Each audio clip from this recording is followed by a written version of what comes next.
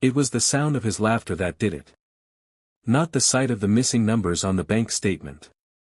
Not the sick drop in my stomach when I saw 35 years of saving wiped out in a single transaction. It was the sound, sharp, careless, echoing from the garage as he bragged to his friends. Yeah, paid in full. No more monthly crap, I just dropped the cash. Looks insane in red, wait till you see it. They cheered like he'd won something. In a way, he had stolen it, actually. The paper in my hand crinkled as I stepped back from the doorway, unnoticed. The balance, $74. 18, the note in the withdrawal description, dealer transfer. And the account name was mine. 35 years of spare change jars, quiet overtime shifts, vacations postponed. 35 years of telling my wife, one day, we'll see the Amalfi Coast. Gone. Repainted as a sports car he didn't need, parked under my roof, gleaming like a monument to his arrogance. I didn't storm in. I didn't shout. I just turned and walked back to my study, the sound of his voice still carrying. Nah, he's cool with it. Old man wasn't even using that money. Old man. Not Dad. Not even my name. Just a walking wallet who'd been raided for parts. I closed the door behind me and sat at the desk. The air in the room felt different, sharper, like the moment before a storm. I looked at the framed photo of my wife, gone 3 years now, smiling on a beach we never visited. That account was for her. For us. For a promise I'd made at the altar and renewed every time I saw her eyes light up at travel shows on TV. He'd killed that promise. I would bury his pride in its place. The plan didn't come all at once. It came in pieces, like shards of glass I picked up one by one. I knew his weaknesses, his obsession with status, his inability to read the fine print, his mountain of quiet debt. He lived in the appearance of wealth, not the reality. A car like that wasn't just a toy, it was an anchor tied to his ankle. First step, ownership. He thought it was his because he'd paid the dealer in cash. He hadn't considered where that cash came from, a joint account in my name. That was enough to make the purchase legally mine. All I had to do was settle the loan balance, a final $4,200, and the title would transfer directly to me. I could already see the expression he'd wear when he realized it. Outside, the engine revved, a sharp, attention-seeking snarl. His friends laughed again. I opened my laptop and logged into my bank's secured portal. My hands didn't shake. Every keystroke felt deliberate, surgical. The payment went through in seconds. Ownership, just like that, was mine. Next step, pressure. He had debts, small ones, but to the right people they would look like cracks in a dam. A quiet word to certain creditors, a hint to the tax authorities about some cash jobs he'd never reported, the investigations would snowball on their own. I wouldn't need to lift a finger after the first nudge. But not yet. Timing was everything. I leaned back in my chair, hearing the garage door close and his footsteps in the hallway. I could picture him grinning, keys in hand, thinking he'd just leveled up in life. He had no idea he'd just stepped onto the board of a game he couldn't win. And I was already several moves ahead. Tomorrow, I'd make the first call. Tonight, I'd enjoy the last few hours of his unbroken confidence. Because when it cracked, it would shatter all at once. The call was short, almost disappointingly so. Payment confirmed, Mr. Vaughn, the dealer's finance manager said. Title transfer paperwork will be ready in 48 hours. You'll just need to sign in person. I thanked him, hung up, and stared at the blank wall across from my desk. 48 hours. That was how long my son's illusion of ownership had left to live. I didn't touch the car. That would have been too obvious. Instead, I went about my day as if nothing had changed, answering emails, drinking coffee, trimming the hedge along the driveway. When he roared past me in that ridiculous red streak of metal, he didn't even wave. Just smirked. Good. The deeper his arrogance sank, the more brutal the drop would be. That evening, after the sun slid low enough to paint the garage windows orange, I pulled out the small black notebook I kept for delicate work. It wasn't labeled. It never left the house. Inside were names, not of friends, but of people who owed me favors. 2 from the bank. 1 from the DMV. 3 from a decade ago when I'd helped a local investigator untangle a fraud case. These were not people you called for casual help. I started with the smallest push, a brief, polite email to an old colleague in collections. You might want to look into a man named Ethan Vaughn, I wrote, using my son's full legal name. Word is, he's taken on some expensive liabilities without disclosing his existing obligations. No accusations. No lies. Just bait in the water. Next, I drafted an anonymous letter to the State Revenue Department. Simple. Direct. I have reason to believe Mr. Ethan Vaughn has been performing contract work for cash and not reporting the income. Several projects over the past 2 years. I listed just enough detail, dates, vague locations, to warrant a preliminary review. It was the kind of thing that, even if entirely unfounded, would generate weeks of letters, phone calls, and sleepless nights. I slid the envelopes into my coat pocket. These weren't to be mailed yet. Not until the title was in my hands and the car was untouchable. Patience was more than a virtue here, it was a weapon. Later, while he was out again, burning fuel like he had a refinery in the backyard, I stood in the garage doorway and studied the machine. Low, angular, paint so bright it looked wet. I could see my reflection in the curve of the hood, an older man with sharp eyes and a faint smile. He'd think the auction was about money. It wouldn't be. The sale itself would be a message.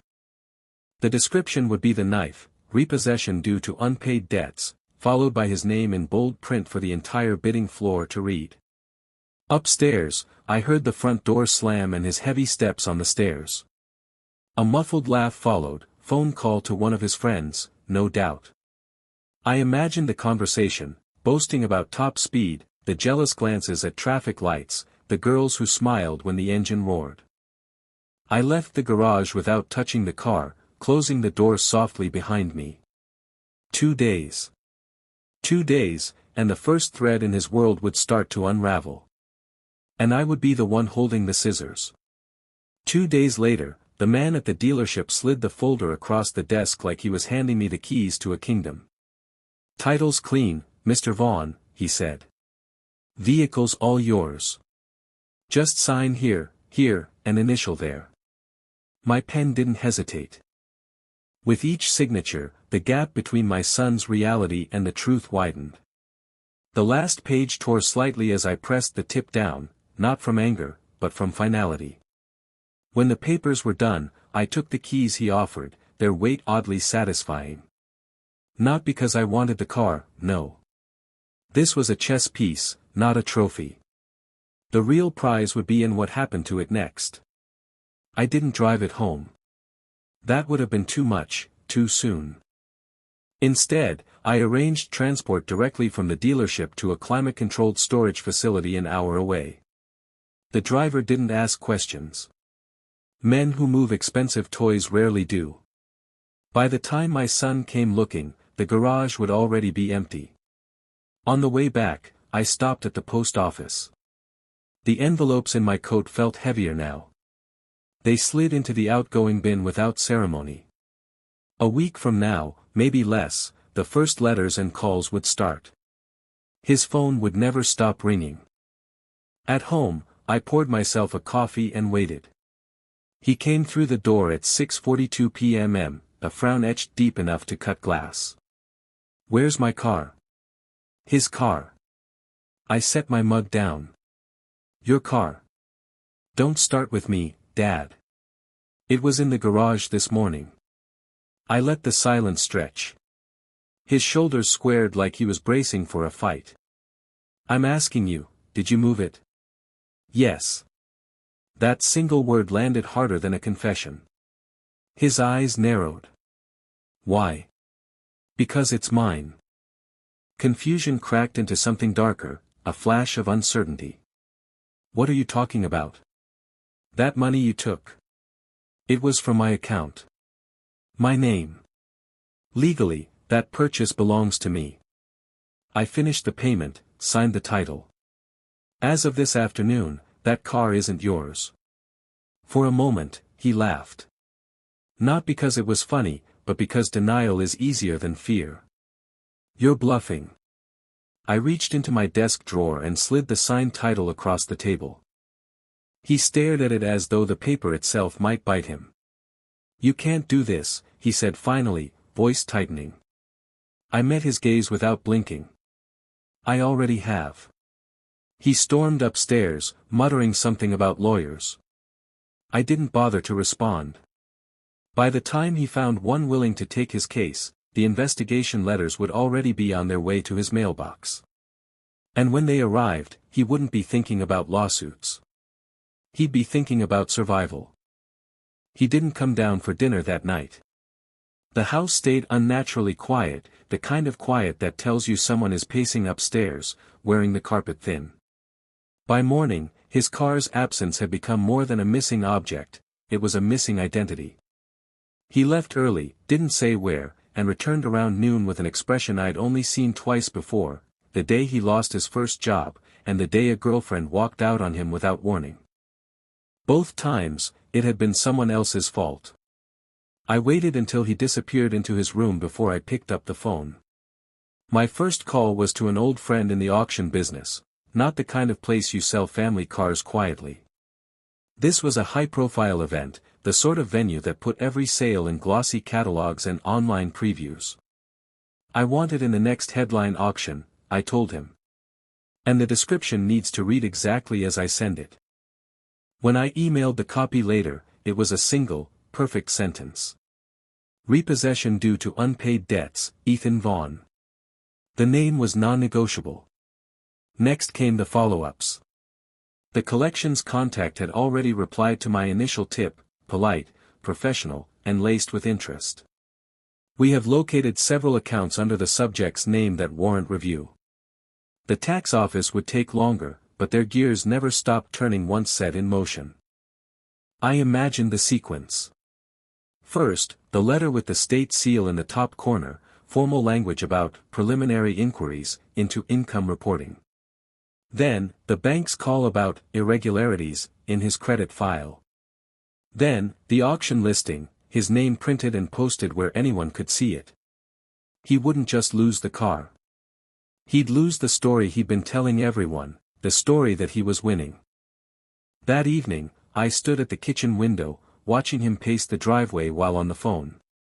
His voice was too low to catch, but the way he kept rubbing the back of his neck told me everything.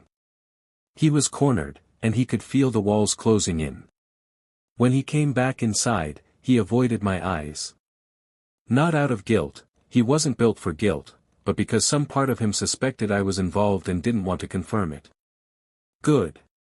Let suspicion gnaw at him. Let it keep him awake. The auction was scheduled for 10 days from now. 10 days in which every new piece of mail could be another blow. And I intended to make sure it was. By the third day, the first crack appeared. A pale blue envelope from the Department of Revenue sat in a pile of mail on the counter. He flipped through the stack, froze at the seal, then slid it into his jacket pocket without opening it.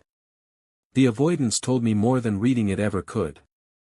That evening, a different envelope arrived, this one from a collections agency. I caught the return address before he could snatch it up.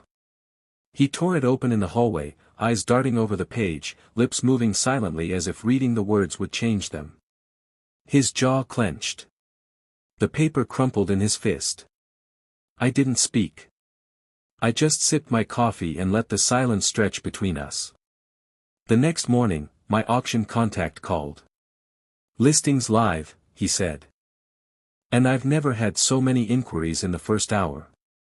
Your car's a head-turner, but that description, well, let's just say people are curious.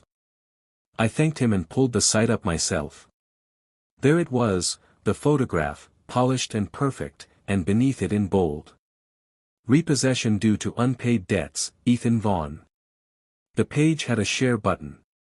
I clicked it and sent the link to a few carefully chosen recipients, not my friends, but his. The kind who lived for gossip, the kind who would forward it without thinking. By lunch, I knew it had spread. He stormed into the kitchen, phone in hand. "What the hell is this?" He shoved the screen toward me, the auction page. "My handiwork." "That," I said calmly, "is the truth. You had no right." "I had every right. You used my money to buy it. You didn't ask. You didn't care. Now it's mine to sell, and I choose to tell the story accurately." His mouth opened, closed. Fury without an outlet is a dangerous thing, it simmers. "You're humiliating me," he finally said. "No," I replied, "you humiliated yourself. I'm just making sure the audience sees the whole performance." For a moment, I thought he might throw the phone.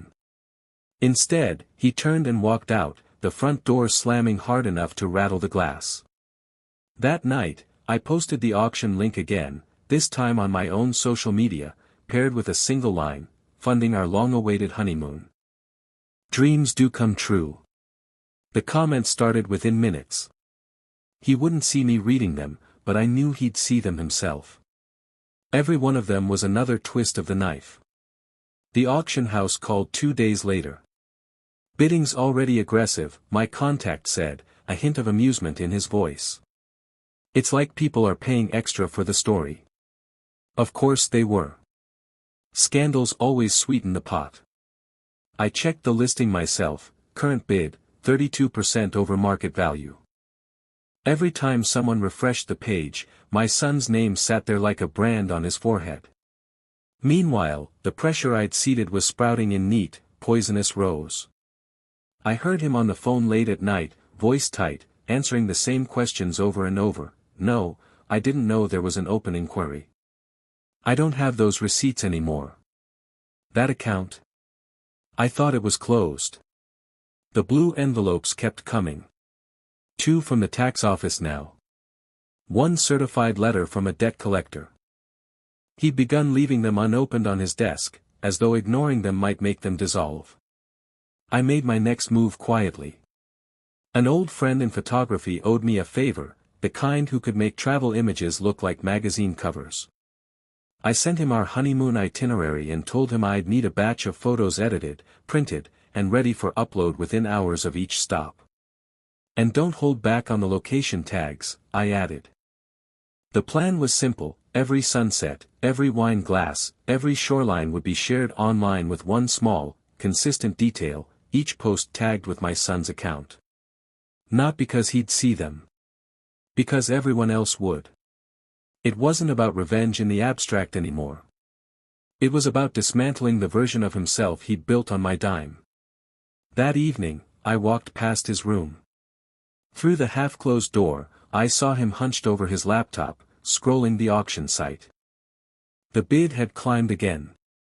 His jaw worked like he was chewing glass. He didn't notice me. And I didn't stop. 3 days from now, the hammer would fall.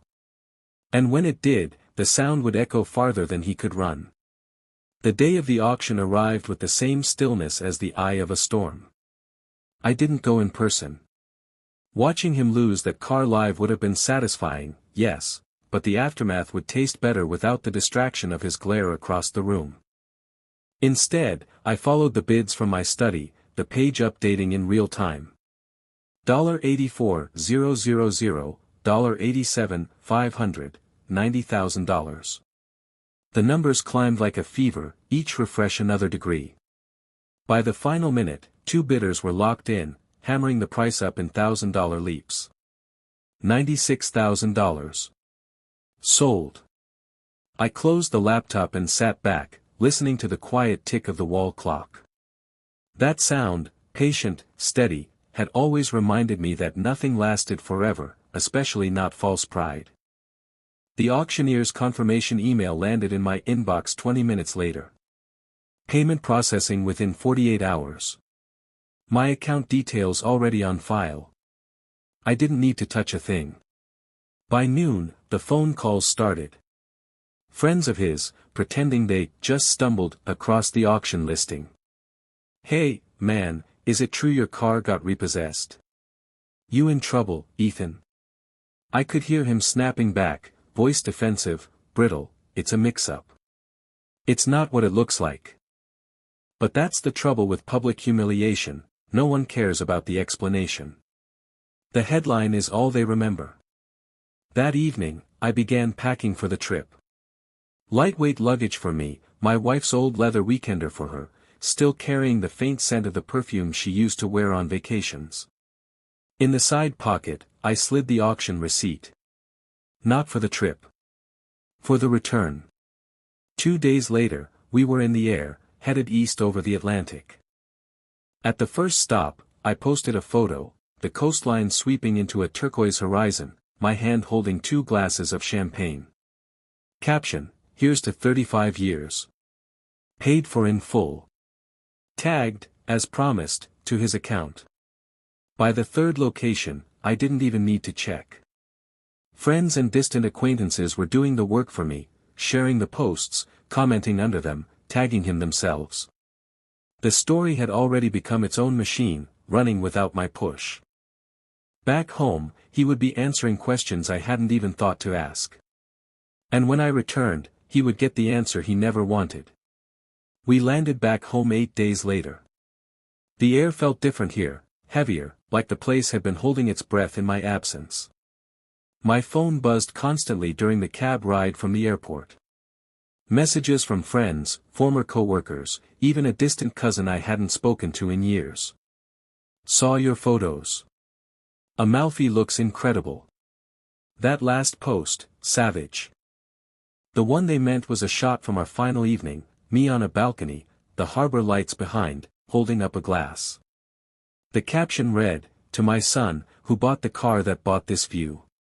The house was exactly as I'd left it, except for the silence.